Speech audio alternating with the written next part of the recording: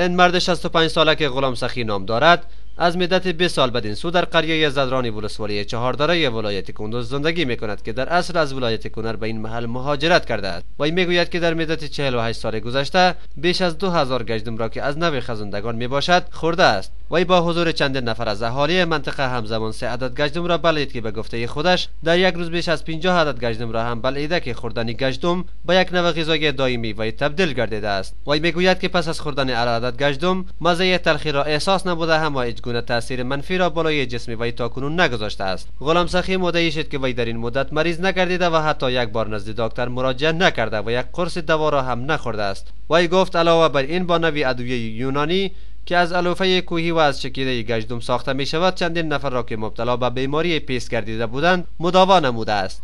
کلیپ گفتن است که این مرد تنها زندگی می کند و از شغل دریوری و گلکاری امرار معاش می نماید.